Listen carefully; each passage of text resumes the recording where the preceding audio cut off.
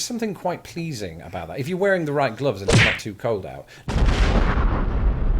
Greetings and welcome back to another British Family Reacts video, accompanied by... Baby A. Hello, darling. She's not napping for once. Today's video is entitled 5 Winter Objects I Only Used After Moving to America. That's right, it's another Lost in the Pond by the legendary Laurence Brown. Next month, near the end of October, we are going to be having a Zoom game with our Discord members. And if you want to be on that Zoom and play that game along with us, then make sure you head over to the Discord link in the comments and come and join us there and join the lovely Discord community. Subscribe, like the video, all that good stuff. That's enough of our jibber jabber. Let's get on with the video. In England, I've never known weather that would sort of necessitate this kind of headgear. There's wind, but there's not sort of wind that brings along with it a wind chill of minus a billion.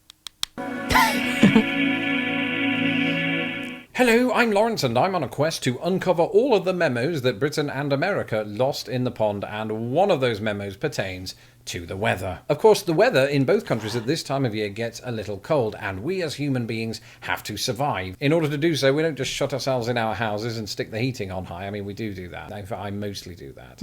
But there are other ways in which we survive, and that is through the use of winter objects. Growing up in England, I will tell you now, there were certain winter objects with which I was familiar, you know, sledges instead of sleds, or toboggans. Did the same thing, pretty much. And just thin woolen gloves and snowballs. They're not an object, that's just snow congealed. But after... And a raincoat. Yeah, you definitely need a raincoat. Moving to America, I realised there were actually a plethora of different objects I'd never encountered before because I never needed them.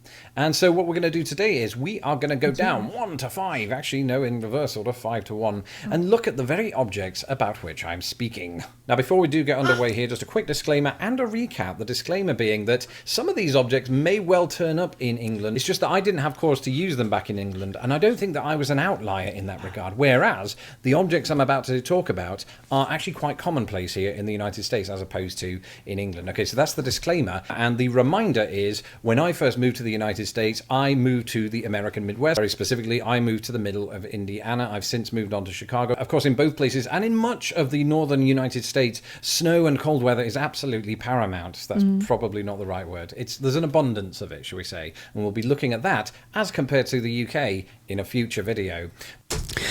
I went to Pennsylvania quite a few years ago now, and they had a lot of snow. I think it was February we went. Lots and lots of snow, and they had a snowblower, which was okay. Yeah, ace. Really don't get anything like that over here. No, snow. Don't really we don't get the snow, do we? No.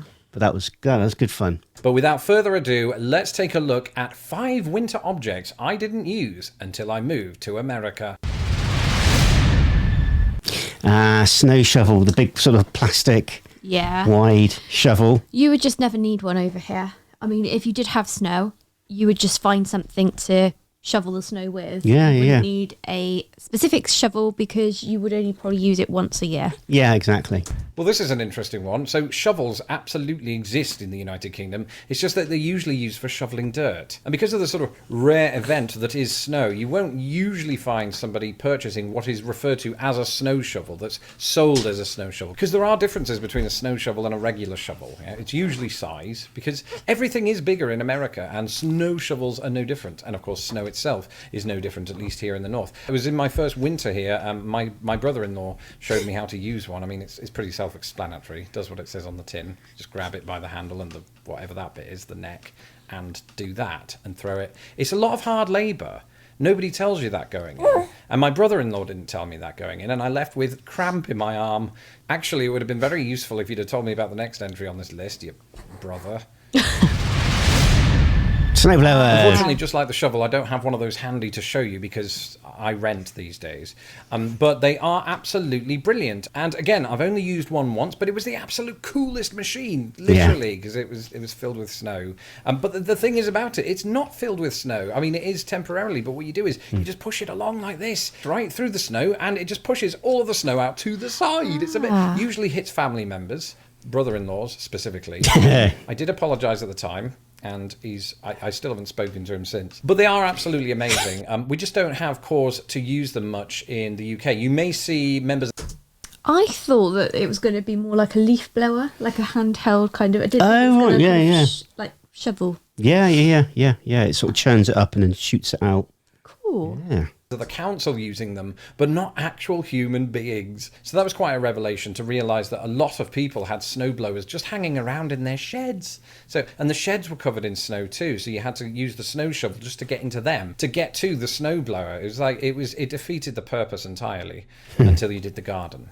Both of these come in handy when you're just trying to get through the snow and to your actual car. We experienced this for about 8 years when we owned a car while living in Indiana. And I will tell you, one of the worst jobs during winter is shoveling the snow away from the vehicle just so you can get out. Sometimes it gets 2 feet deep and, you can't even see your car, much less get in it. And then once you've cleared all that away, you've still got to contend with the ice on the windscreens. And you can either turn on the car, heat it all the way up and just sit for an hour until it all melts. That's not happening. Or something else you could do if you were in a rush, which was me most days, because I slept through my alarm, is you could scrape all of that ice off with what is known as an ice scraper. But we have ice scrapers here. Yes, ice scrapers, but he was like So you long-handled. like a different ice scraper. Because I was going to say, even though we don't get much snow, we do get icy windows and stuff like that. So we do need ice scrapers. Normally have it's like a little handheld one, ice scraper, maybe some de-icy that you spray on the windscreen. Again, I think they have these in the UK, but they're only used really in very, very extreme circumstances. This is something that you will do multiple times every single winter up here in the Midwest of the United States. I know, I did it, and I got a return to that arm cramp that I got from the shovel. It is just one long winter of arm cramp. I will say this, though, there is something quite pleasing about that. If you're wearing the right gloves and it's not too cold out, never do the ice scraping without gloves, because you'll regret it 5 minutes after getting into the car. But if you've got gloves on and you're doing that, it is quite cathartic. So long as you don't break the windscreen. Sometimes it feels like you are doing that because you're scraping off basically ice, which can look and sound like glass. And then once you've scraped off all the ice, right, and there's just bits of powdery ice on the windscreen and bits of snow, the best thing then to do is just open the door and slam it, and you just cause this sort of little avalanche on the car. So long as you don't cause an actual avalanche. If you're living in the mountains, just be careful. I mentioned there gloves. It is very important to have good gloves, but equally important while you're wading through all of this snow is our fourth entry. Winter boots, yeah. Now, we have actually got some winter boots because, don't know whether you know, but we actually had our honeymoon in Iceland. So we bought winter boots. Yeah, they're great. And we do get them out on the occasion over here, don't we? Yeah. Or we did take them to Paris, didn't we, as well? Yeah. You can actually get boots over here that have, they've got heaters inside them, haven't they, that warm your feet up. Really? What, yeah, you put like batteries in and they... and you wear them, not just like slippery boots? No, proper like outdoor boots. You can get like batteries and then heat your feet up. And for my sister-in-law, who has now got a pair of Crocs, you can have fur-lined Crocs as well now for winter. I truly didn't believe how bad it was going to get in the Midwest until I actually saw it with my own eyes. So after doing all of the shoveling or the snow blowing or the scraping of the ice, I realized that I'd made the mistake of wearing sneakers in the snow the whole time. Don't do that, because there's a number of reasons. Firstly, the snow gets inside your shoe. You don't want that. And also, it's just cold and wet all round. So you need to be able to keep your feet warm. I think that's almost the most important thing, because those are the things that are going into the actual snow. So to do that, you have to have one of these. Well, not one. You need two. Really silly if you only had one. It's a boot. Like yours. Look at it. Yeah. It's bigger than me. And I have to get inside this. It is, you do feel protected. I feel like a foot soldier when I'm wearing this. And I do have another one just for the record. It's right here. Sorry, they've not been cleaned since last winter. I'll get round to that. Put one of them down because they are cumbersome and heavy. Arm cramp. Again, arm cramp is the thing that happens in winter. But they are absolutely amazing. And they do keep your feet warm. There's absolutely no doubt about that. And if you're ever set upon by an enemy, just kick them between the legs with this and they'll never come after you again. It's really, though, two boots. It's this black boot right there that you see. But inside it is this sort of... I'm going to pull it out. Look at that. It looks like a wrestling boot. I've never noticed it. Again, they do look like boxing boots, don't they? Just pretend you are Ric Flair. Put that down. They're really good. I love them. I've had these 2 years. Absolutely need them in Chicago, especially if you're cycling in Chicago. That's nuts. Who does that in the snow? I did last winter. I'm a brave soul. I wouldn't be quite as brave, though, if I didn't have the final entry on this list. And the only kind of Face face shield. shield we know is more that you'd wear for Oh, yeah. protection Yeah. from like chemicals. Is that what you thought? Yeah. I'm guessing he's meaning like a Ski mask kind of. ski mask, that kind of thing. Yeah. So this is a Yeah. face shield, and you know what its important job is that not only does it sort of keep snow off you and things like that, the important thing that it does is it keeps the cold wind, the harsh wind of Chicago off you. It also keeps those people that come at you off you. They'll think you're a Bond baddie and call MI6 or something. I don't know why Just I'm look a bit wearing this. ninja-y, Sorry if it looks doesn't it? terrifying. I'll take it down because there's no wind in here. I don't really need it, and actually it's making it very hard to breathe, which isn't good when you're trying to present a video. But this is one of the best acquisitions I ever made as an athlete here in Chicago. Athlete. I'm not an athlete. I mean, I ride to work for recreation. I wouldn't be seen dead wearing this in England. There'd be no reason to wear this in England. You know, you don't want to wear one of these while it's raining. That's for sure, because it would just get soaked all round. In England, I've never known weather that would sort of necessitate this kind of headgear. There's wind, but there's not sort of wind that brings along with it a wind chill of minus a billion. I'm trying to think of a scenario in which you would need it. It doesn't quite go with the tweed hat. But